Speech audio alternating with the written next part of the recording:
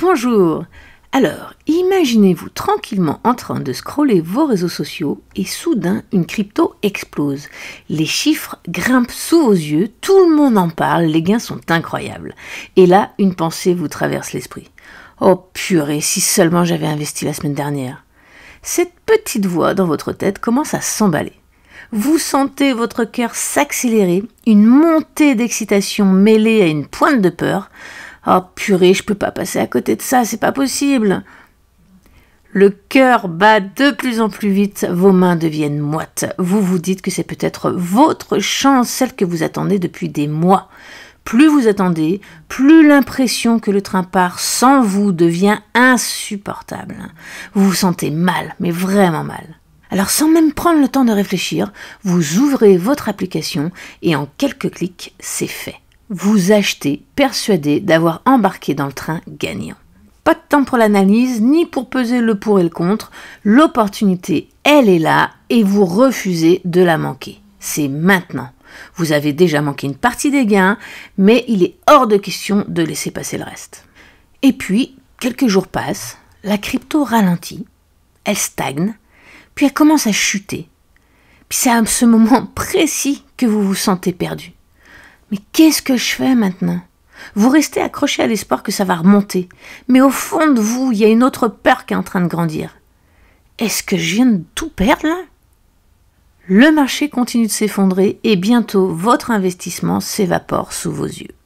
Ce sentiment d'urgence, cette panique qui vous pousse à agir sans réfléchir, c'est ce qu'on appelle le FOMO, ou la peur de rater une opportunité.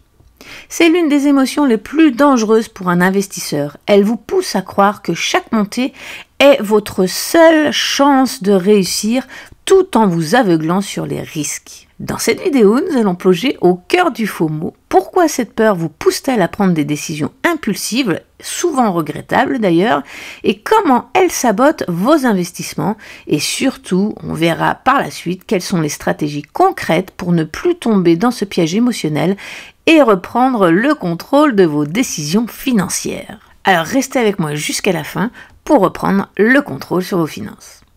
Alors le FOMO, ou bien la peur de rater une opportunité, eh bien ça vient pas de nulle part.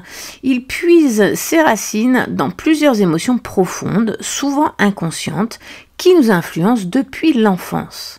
Dans le contexte des crypto-monnaies et de l'investissement, cette peur devient encore plus puissante à cause de l'incertitude constante du marché et de la pression sociale. Le FOMO est alimenté principalement par trois grandes sources émotionnelles. La peur du manque, ça c'est cette peur qui est souvent liée à l'idée que si vous ne saisissez pas l'opportunité tout de suite, vous allez passer à côté de quelque chose d'important ou pire, vous n'allez jamais pouvoir rattraper ce manque. C'est un peu comme un sentiment de privation, comme si vous étiez condamné à ne jamais accéder à l'abondance. Chaque montée de marché devient une urgence. Si je n'investis pas maintenant, je risque de passer à côté d'une énorme opportunité. Ensuite, il y a la peur de l'échec. Ici, c'est la peur de regretter, d'avoir l'impression de ne pas être assez rapide, assez intelligent ou tout simplement assez informé pour saisir l'opportunité au bon moment. Cette peur nous pousse à croire que si nous manquons cette chance, c'est un échec personnel. Elle nous aveugle, nous paralyse et nous empêche toute réflexion rationnelle. Ensuite, il y a la peur du regard des autres. La pression sociale joue un rôle énorme dans le FOMO.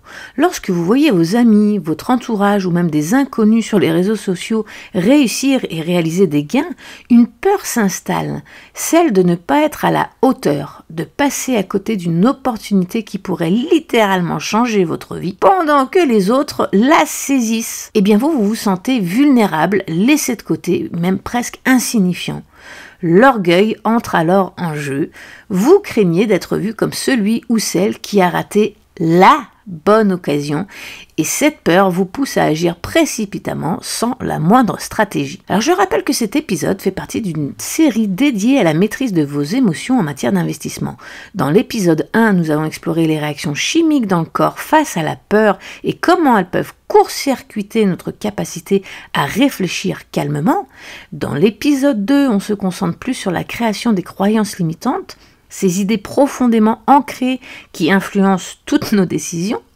Et dans l'épisode 3, on a exploré les biais cognitifs comme l'effet de troupeau par exemple, qui nous amène à suivre les autres sans réfléchir. Le FOMO est directement lié à ces éléments. Ce sont nos croyances limitantes et nos biais cognitifs qui alimentent cette peur irrationnelle de rater une opportunité. Donc si vous n'avez pas encore vu ces épisodes, je vous recommande vivement de les visionner pour mieux comprendre ce que nous allons aborder par la suite. Alors prenons quelques exemples concrets. Pour la peur du manque, vous pouvez avoir grandi avec l'idée que l'argent est rare et difficile à obtenir, qu'il faut saisir chaque occasion pour éviter le manque. Cette croyance vous suit jusque dans vos investissements et à chaque fois qu'une crypto monte, cette peur refait surface. Vous agissez dans l'urgence, persuadé que c'est maintenant ou jamais, sans même prendre le temps d'évaluer les risques. Pour la peur de l'échec, imaginez que depuis votre enfance, on vous ait toujours dit qu'il faut saisir sa chance avant qu'il ne soit trop tard et que la réussite appartient aux plus rapides et surtout à ceux qui savent prendre des risques et sortir de leur zone de confort. Cette idée vous pousse à investir dès que vous voyez une opportunité. Dès qu'une crypto grimpe, vous avez cette peur irrationnelle de manquer la chance de votre vie. Vous investissez en vous basant sur cette peur, sans réflexion, juste par crainte de rester à l'écart. Et pour le regard des autres, peut-être que vous avez grandi en voyant les autres réussir autour de vous, et cela a créé une croyance que si vous ne suivez pas les bonnes tendances, vous allez être laissé pour compte. Cette peur de l'échec social vous incite à investir dans une crypto en pleine ascension, simplement parce que vous ne voulez pas être celui ou celle qui a raté le coche.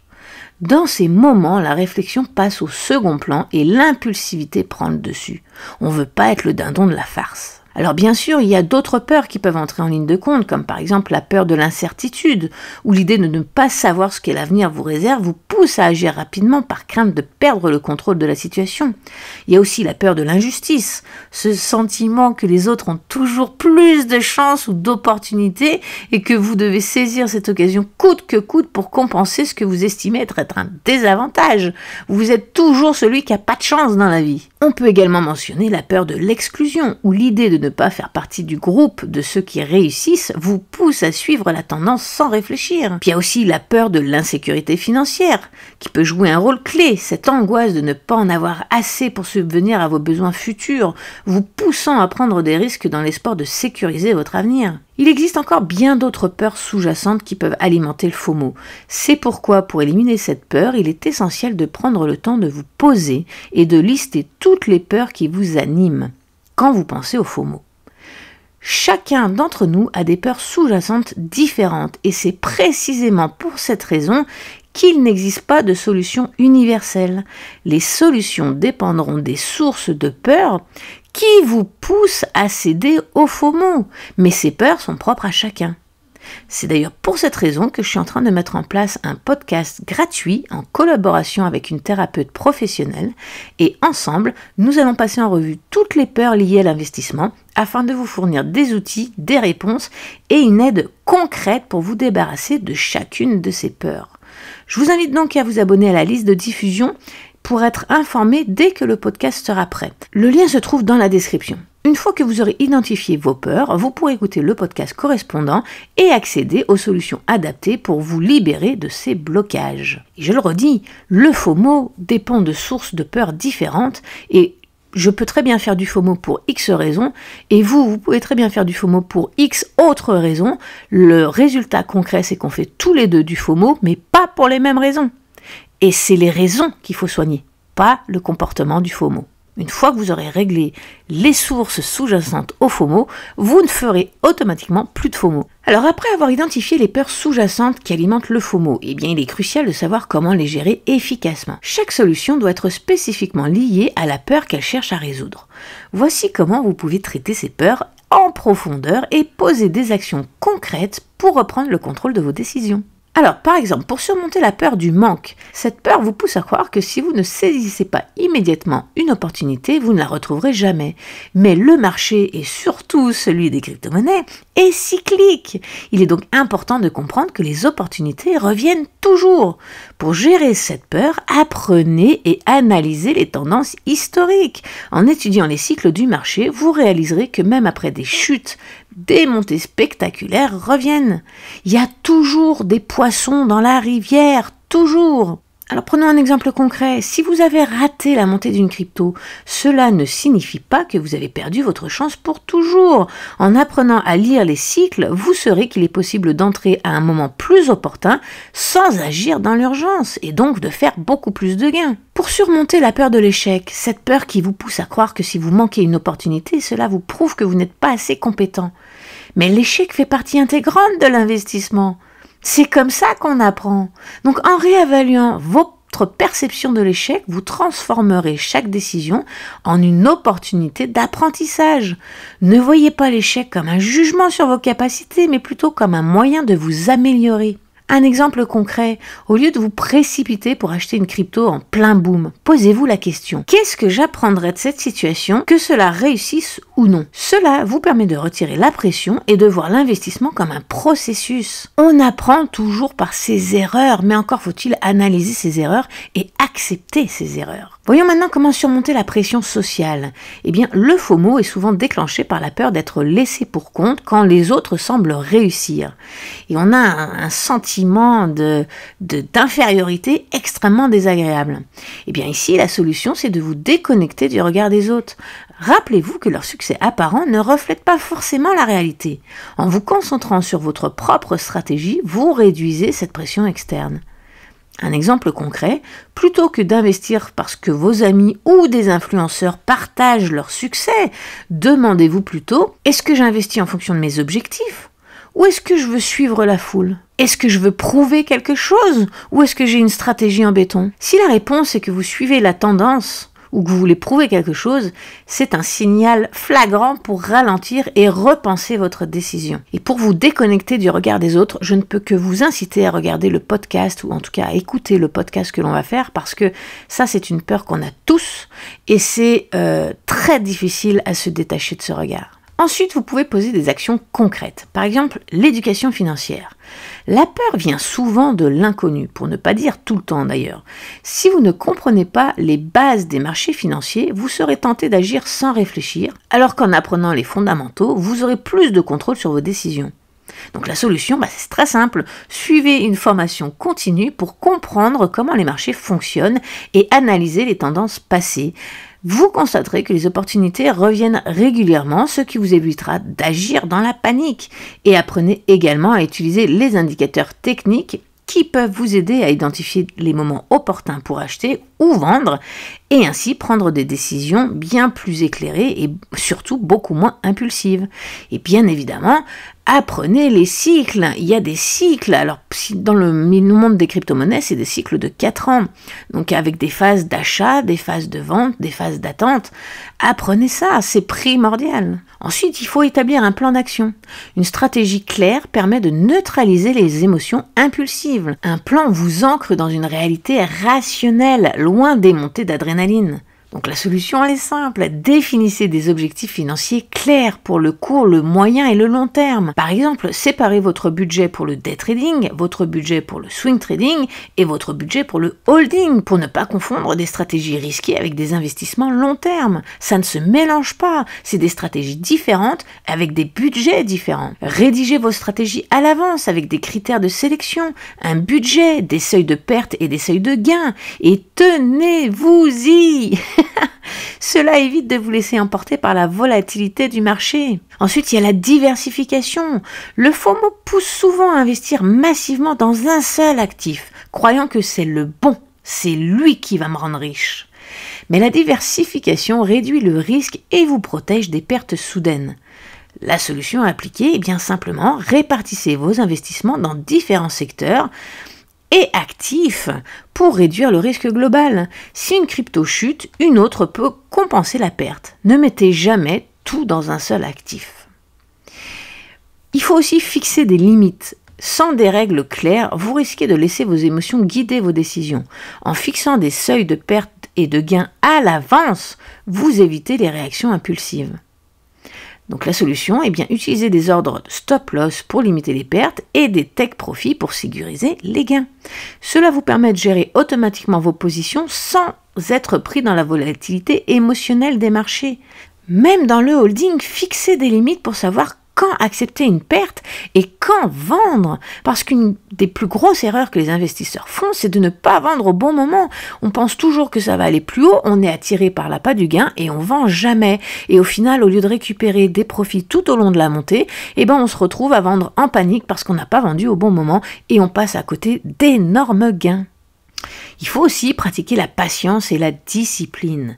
Le FOMO pousse à des décisions rapides. En apprenant à attendre et à ne pas réagir aux fluctuations du marché, vous pouvez éviter des erreurs coûteuses. Donc la solution, elle est très simple. Alors là, c'est vraiment la plus simple de toutes. Accordez-vous un délai de réflexion de 24 à 48 heures avant toute décision d'investissement. Si après ce délai, vous êtes toujours convaincu, vous aurez au moins pris une décision plus réfléchie, plus posée, plus calmement, et surtout, elle n'aura pas été prise sous la réaction chimique de vos hormones, comme on a vu dans la capsule numéro 1, l'épisode numéro 1 de cette série. Donc, revoyez votre portefeuille régulièrement, mais ne réagissez pas aux fluctuations à court terme. Prenez le temps de réfléchir. Ensuite, il faut aussi se connaître soi-même. Votre profil d'investisseur est unique. Connaître votre tolérance au risque vous aide à éviter les erreurs. Donc, la solution, faites un test de profil d'investisseur. J'en ai un sur mon site d'ailleurs qui est gratuit. Sur mon blog, vous pourrez le trouver. Vous avez le lien dans la description. Faites un test de profil d'investisseur pour comprendre vos limites et votre appétence pour le risque. Cela vous évitera de prendre des décisions basées sur la peur ou de générer du stress parce que vos risques sont trop élevés au regard de votre tolérance. Alors voilà, on a vu quelques conseils, mais en plus de tout ce que je viens de vous dire, il est essentiel de continuer à approfondir vos connaissances pour renforcer votre maîtrise des stratégies d'investissement, parce que ce sont les connaissances qui vous aideront à vaincre vos peurs. On a peur quand on sort de notre zone de confort et quand on va dans l'inconnu. Donc quand vous avez des connaissances, non seulement ce n'est plus l'inconnu, mais en plus ça devient une zone de confort. Donc, vous n'avez plus peur. Donc c'est pourquoi sur cette chaîne, je vous explique en détail chacune des solutions que j'apporte avec des tutoriels, des explications et des stratégies concrètes pour vous former et obtenir les connaissances nécessaires afin d'investir plus sereinement. Si ce n'est pas encore fait, abonnez-vous et activez la cloche pour recevoir toutes mes prochaines vidéos et ne manquez aucune des stratégies qui vous aideront à investir en confiance. Et si vous souhaitez aller encore plus loin, plus vite, mes livres reprennent chaque stratégie importante comme l'achat, la vente, la sécurisation de votre mise de fonds, etc. Et vous pouvez également rejoindre mon groupe privé où nous organisons régulièrement des ateliers de groupe sur Zoom, donc avec moi-même bien sûr. Et dans le groupe, je réponds à toutes vos questions, je partage mes stratégies en tant qu'investisseur et nous faisons de la formation continue pour ajuster notre approche à l'évolution du marché. Alors sur ce, j'espère que la vidéo vous a plu, que son contenu aura été de qualité suffisamment pour vous aider à y voir plus clair. Un petit like serait très apprécié et surtout ça m'aiderait à diffuser cette vidéo plus largement. Alors très bonne journée à tous et à très vite dans une prochaine vidéo. Bye!